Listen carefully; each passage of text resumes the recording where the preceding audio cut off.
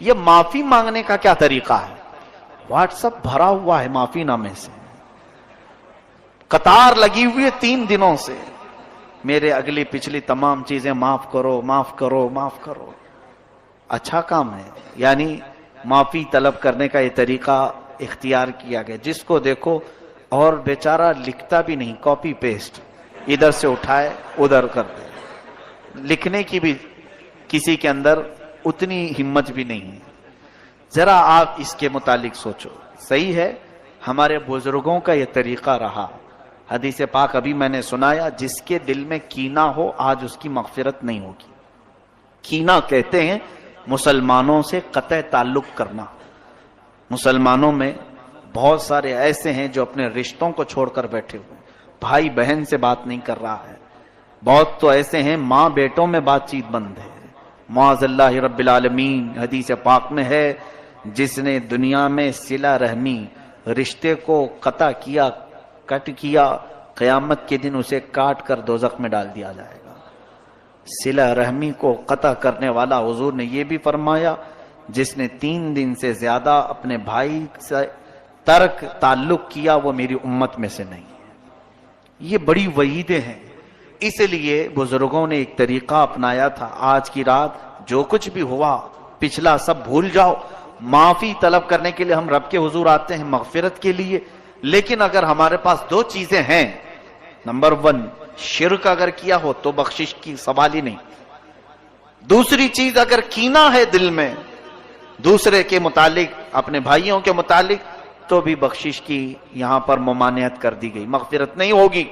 تو بزرگوں نے یہ عادت ڈالی تھی امت مسلمہ کو کہ یہ شب برات آنے سے پہلے پہلے اپنے دل کے کینوں کو صاف کر لو، معافی طلب کر کے صاف ستھرے ہو جاؤ، تاکہ آج بٹنے والی مغفرت تمہیں بھی مل جائے۔ آج رب تبارک و تعالیٰ کے ہاں جب اعلان ہو رہے ہو ناموں کا کہ فلاں جہنم سے آزاد ہے، فلاں آزاد ہے، فلاں آزاد ہے، تو ہو سکتا ہے ہمارا بھی نام اس فہرست میں شامل ہو جائے۔ یہ 2 چیزوں سے ہم کو آزاد ہو کر کے مسجد میں آنا تھا، لیکن اس کا یہ طریقہ اپنائیں گے کہ جس کو سوشل میڈیا میں نے دیکھا لکھا ہوا بھی آ رہا ہے، ریکارڈ بھی آ رہا ہے، ویڈیو بھی آ رہے ہیں، ساری طریقے ان لوگوں نے بنا کر رکھے ہیں، پورا کا پورا بازار گرم ہے۔ واٹس ایپ میں معافی مانگنے سے کون سی معافی ہے، بلکہ دل کرتا بھی نہیں ہے۔ ایسے ایک گروپ کے ساتھ سارے لوگوں کو ٹک کیا اور بھیج دیا ایک ساتھ، اسے معلوم بھی نہیں کتنوں کے پاس گیا ہے۔ معافی طلب کرنے کا یہ طریقہ ہے۔ معافی کیوں طلب کی جاتی ہے یہ آپ کو اچھی طرح سے معلوم ہے، کس کا دل آپ نے دکھایا ہے۔ اگر ایسا ہی ہوتا تو بزرگان دین یہ فرماتے کہ جاؤ ایک چٹھی میں لکھ کر کے چوک پر لگا دو کہ جس کو بھی میرے سے تکلیف ہو مجھے معاف کرتا ہوا جائے۔ ایسا بھی تو ہو سکتا تھا، باہر سرکل پہ چوک پہ ایک چٹھی میں لکھ کر کے لگا دیتے، میں نے جس کا بھی دل دکھایا ہو مجھے معاف کر کے چلا جائے۔ یہ معافی طلب کرنے کا طریقہ نہیں ہے۔ بذات خود اس سے معافی طلب کریں جس کے ساتھ آپ کا معاملہ ہوا ہے، اس کے پاس جائیں، یہاں پر نفس جانے نہیں دے گا۔ یہی بات تو ہے۔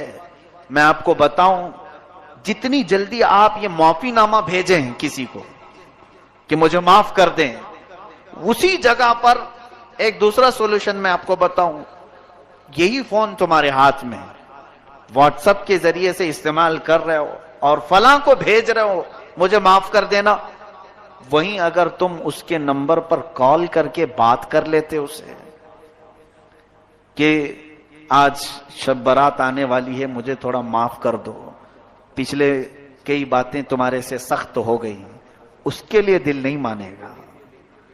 بات چیت کر لیتے، تمہارا دل نہیں مانے گا، چھوڑو بھیج دیتے ہیں، دیکھے تو ٹھیک ہے، نہیں تو کوئی بات نہیں۔ یہ جو ہے نفس نے تمہیں اس طرح سے کرنے کی عادت ڈالی۔ نفس امارہ یہ نہیں چاہتا ہے کہ کسی کے سامنے جھک جائیں ہم۔ معافی طلب کرنے میں نفس کی شرمندگی ہے، اور رب تبارک و تعالیٰ یہی چاہتا ہے کہ تم اپنے نفس کو جھکاؤ۔ اپنے نفس کو جب تک تم نہیں جھکاؤ گے تو معافی کی کوئی امید ہی نہیں۔ یاد رکھنا قیامت کے دن یہی حقوق العباد تمہیں جہنم میں لے کے چلے جائیں گے۔ اس کا حق مارا، اس کو ستایا، اس کو پریشان کیا. اگر یہ قیامت کے دن سب کھڑے ہو گئے تو پھر ان سب کو تمہیں نیکیاں بانٹنی پڑیں گی جو جو نیکیاں کیے تھے. اور اگر نیکیاں کچھ ہے نہیں تو ان کے گناہ اٹھا کر تمہارے اوپر ڈالے جائیں گے.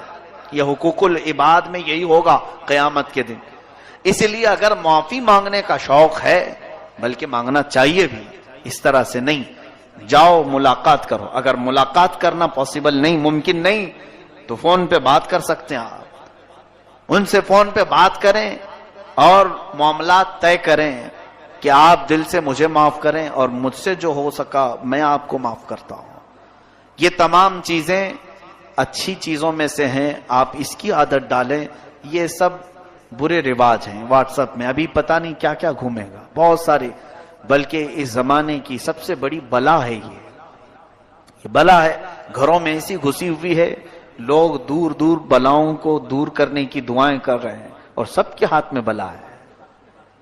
اس کا استعمال بڑے غلط انداز میں، کیونکہ اللہ تعالیٰ قرآن میں فرماتا ہے ان الذین یحبون ان تشیع الفاحشۃ فی الذین آمنوا لہم عذاب علیم فی الدنیا والآخرہ. بے شک وہ لوگ جو ایمان والوں میں بری خبریں پھیلاتے ہیں، دنیا اور آخرت میں اللہ ان کے لیے دردناک عذاب رکھا ہے. تو یہ پھیلانے والا سب سے بڑا کام سوشل میڈیا کر رہا ہے.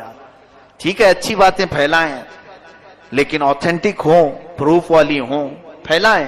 نشر و اشاعت میں ثواب ہے، لیکن اس طرح کی بغیر پروف والی چیزیں، یا کہیں سے کسی کا آ گیا اور اس نے دھمکی دے کر کے آپ کو میسج کیا، اگر نہیں آگے بڑھاؤ گے تو 7 لوگ مر جائیں گے، 9 لوگ مر جائیں گے. آپ ڈر گئے. اور ایسے بلیک میل اتنے ہوتے ہیں. اگر سچی محبت ہو تو آگے بڑھاؤ. سچی محبت ہو، ساری محبت واٹس ایپ میں دکھانی ہے. سچی محبت ہو تو آگے بڑھاؤ. اللہ کو ایک مانتے ہو تو آگے بڑھاؤ. معاذ اللہ رب العالمین. تو کیا یہ واٹس ایپ میرے جنت میں جانے کا ٹھیکیدار ہے؟ اس کو میں کیوں بتاؤں کہ میں اللہ کو ایک مانتا ہوں یا نہیں مانتا ہوں؟ میرا مولا جانتا ہے. ہم جس کے لیے ایمان لائے وہ رب جلیل بہتر جانتا ہے. ہم نبی کونین صلی اللہ علیہ وسلم سے محبت کرتے ہیں.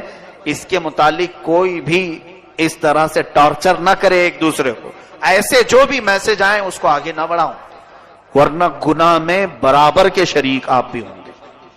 آپ نے میسج لکھا نہیں لیکن دوسرے کا آیا ہوا بڑھا دیا تو پکڑ تو آپ کی بھی ہوگی قیامت کے دن، کیونکہ برائی پھیلانے میں آپ نے جو تعاون کیا.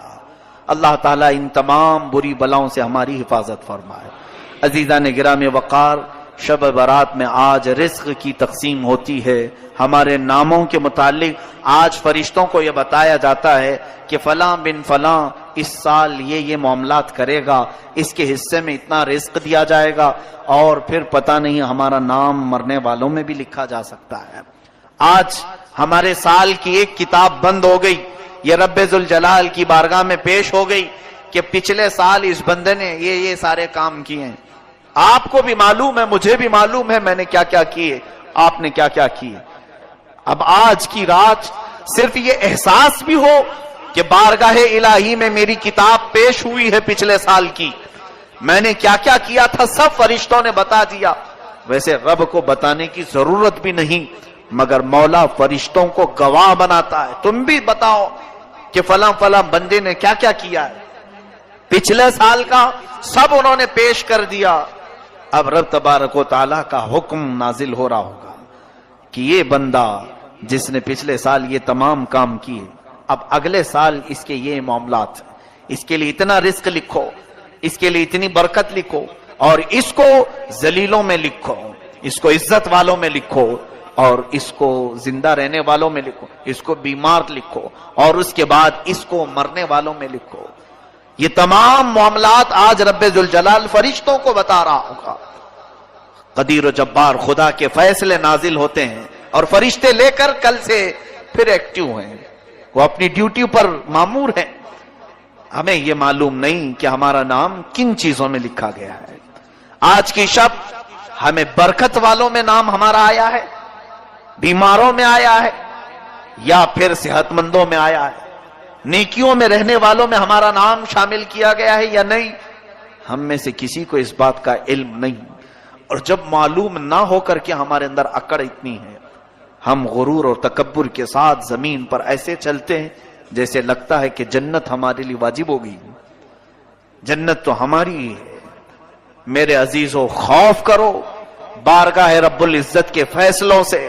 قرآن عظیم میں رب تعالیٰ فرماتا ہے ان بطش ربک لشدید، بے شک تمہارے رب کی پکڑ بہت سخت ہے، اور اس کی پکڑ جب سخت ہوتی ہے تو سب سے بڑی پکڑ تو یہ ہے کہ وہ ایمان چھین لیتا ہے۔ جس سے وہ ایمان ختم کر دے اس کے لیے سب سے بڑا عذاب ہے اللہ کا۔ ایمان کی